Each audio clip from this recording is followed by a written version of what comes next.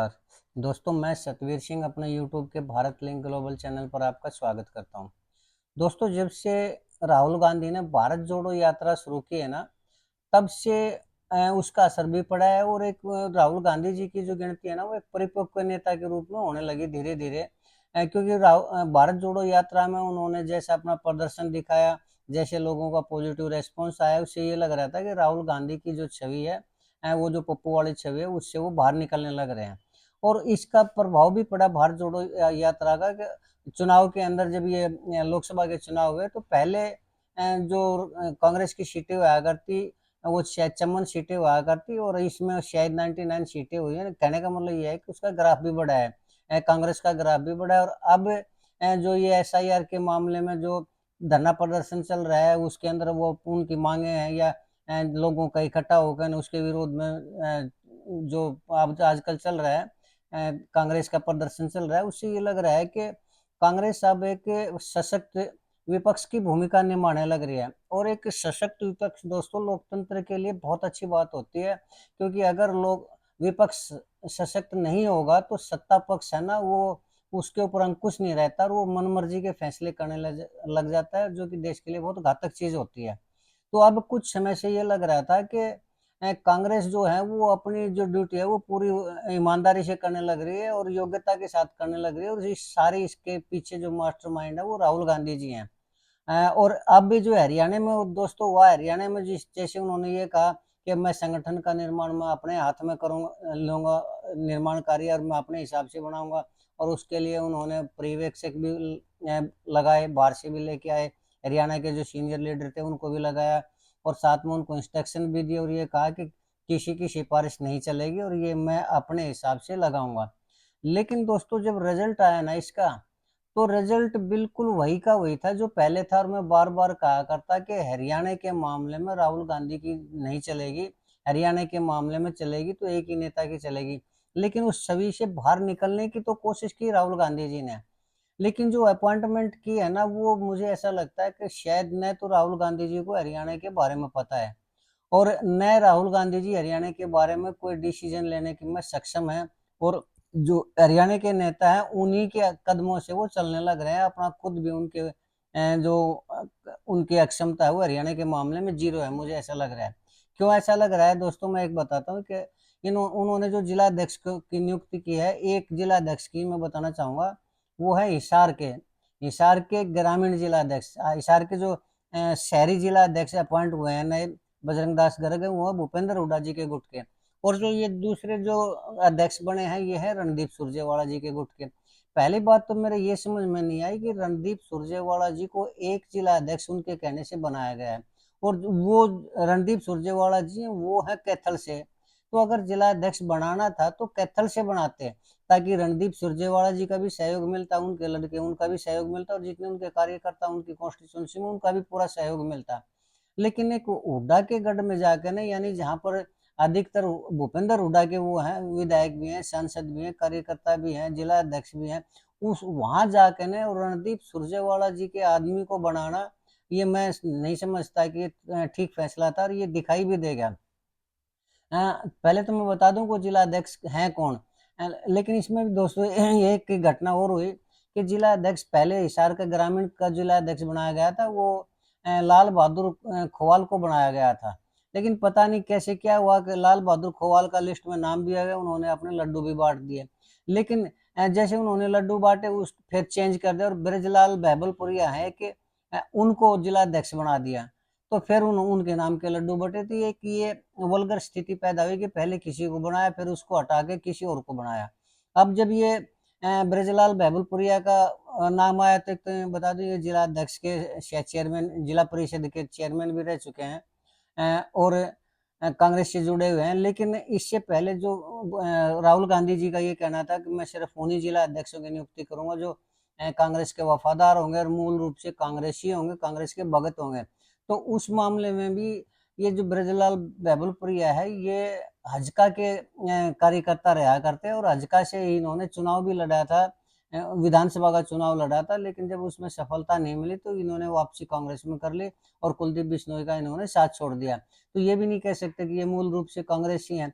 लेकिन खैर दोस्तों, जो मैं मेन बात करना चाह रहा हूँ ये है कि गुटबाजी की, और वो गुटबाजी की जो इन्होंने मीटिंग ली पहली प्रेस कॉन्फ्रेंस में की, उसमें दिखाई भी दे गया। प्रोटोकॉल तो ये होता है दोस्तों कि जैसे किसी जिला अध्यक्ष की नियुक्ति होती है और वो प्रेस कॉन्फ्रेंस करता है, तो उस जिले के जितने भी विधानसभा क्षेत्र होते हैं उनको आना पड़ता है, चाहे वो विधायक हो या ना हो, या पूर्व विधायक हो या वर्तमान विधायक हो, यानी उस पार्टी से जुड़े हुए, उस पार्टी से जुड़े हुए विधायकों को आना चाहिए था, उस पार्टी से जुड़े हुए संगठन के और दूसरे पदाधिकारी हैं या और प्रमुख व्यक्ति हैं उनको आना चाहिए था। लेकिन जैसे उन्होंने पहली प्रेस कॉन्फ्रेंस की, कोई भी नहीं आया, न तो शहरी जिला अध्यक्ष बजरंग दास गर्ग आए, न और दूसरे जो जेपी जो हिसार से सांसद हैं, न वो आए, न वो जो विधायक थे वो आए, न जो पूर्व विधायक थे वो आए, कोई भी उनका नहीं आया। अगर आए तो कुछ आदमी सिर्फ रणदीप सुरजेवाला जी ने भेजा था, जिनको, या फिर संपत सिंह, जिनके साथ आजकल भूपेंद्र हुड्डा जी की और संपत सिंह की नहीं बनती, और ये भी सुनने में आ रहा है कि संपत सिंह जी का जो मोह भंग वो कांग्रेस से हो चुका है, और हो सकता है उनकी वापसी आने वाले टाइम में इनेलो में हो जाए, तो ऐसा सुनने में आ रहा है। तो वो जो हुड्डा गुट के विरोधी आदमी थे वो ही कुछ गिनती के आदमी आए, और जिसमें हुड्डा के गुट के जो ज्यादा आदमी आया करते, ज्यादा पदों पर थे, विधायक भी, सांसद भी, जिला अध्यक्ष भी और भी दूसरे, वो उस मीटिंग के अंदर नहीं आया कोई भी। तो वो जो गुटबाजी थी वो फिर से दिखाई दी, और साफ दिखाई दी है कि यहाँ जो गुटबाजी है ये घटेगी नहीं, ये गुटबाजी बढ़ेगी। तो अब दोस्तों, अगर यही सिचुएशन थी तो ये सिचुएशन तो पहले भी थी। अगर राहुल गांधी जी बार बार ये कह रहे थे कि संगठन का निर्माण मैं अपने हिसाब से करूंगा, किसी नेता की नहीं सुनी जाएगी, ये सोच अच्छी थी, बहुत बढ़िया भावना थी। लेकिन जो स्थिति पहले थी, अब मुझे ऐसा लग रहा है कि आने वाले टाइम में उससे भी ज्यादा खराब होती जा रही है। और हरियाणा की जो कांग्रेस की जो फूट है आपस में, वो बंद होने का तो सवाल ही पैदा नहीं था। मुझे लग रहा है कि ऐसी स्थिति बनेगी, जो पहले सिर्फ फुटबॉल की हुआ करती है, वो सिर्फ फुटबॉल की पॉलिटिक्स जो है कांग्रेस में चलती ही रहेगी। भूपेंद्र हुड्डा गुट ऐसे ही हावी पड़ता रहेगा, और जो दूसरे नेता वो कमजोर पड़ते रहेंगे। हालांकि राहुल गांधी ने कुमारी शैलजा जी को थोड़ा सा अपर हैंड दिया और उनको भूपेंद्र हुड्डा के पैरेलल लाने की कोशिश की है।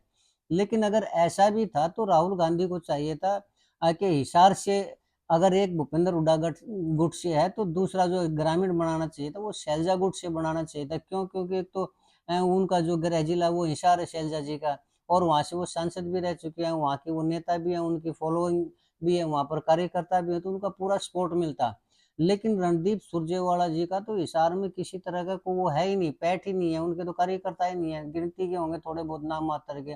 और हिसार में रणदीप सुरजेवाला जी की रिकमेंडेशन से जिला अध्यक्ष की नियुक्ति करना, ये मेरे हिसाब से तो कांग्रेस के लिए नुकसानदायक फैसला रही है। तो सिर्फ एक हिसार का है, ऐसे और भी बहुत से जिला अध्यक्ष हैं जो गुट वहां पर दूसरा है और दूसरे गुट के बनाए गए हैं।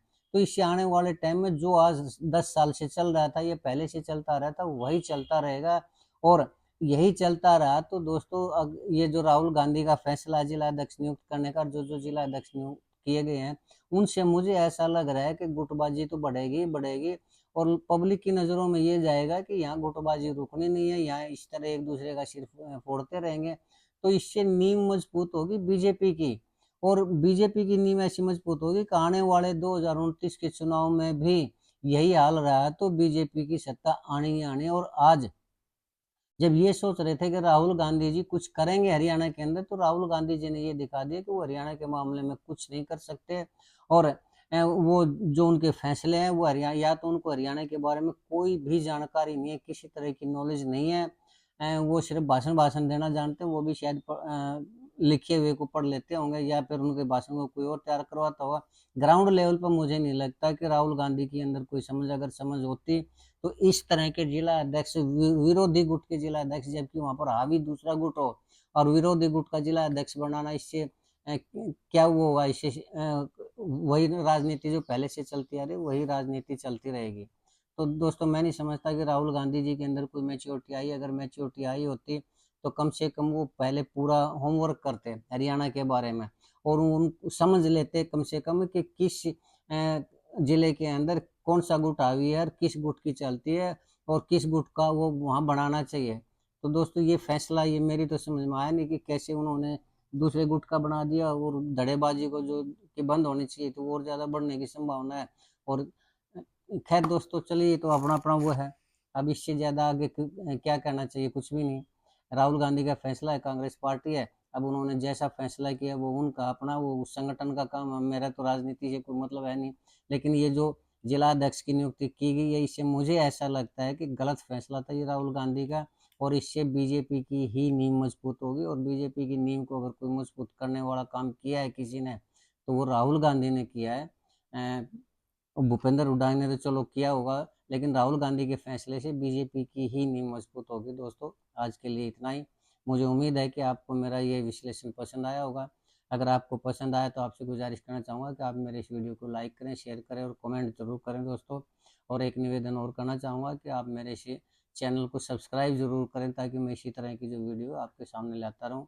इसके साथ ही धन्यवाद, नमस्कार, जय हिंद, जय भारत।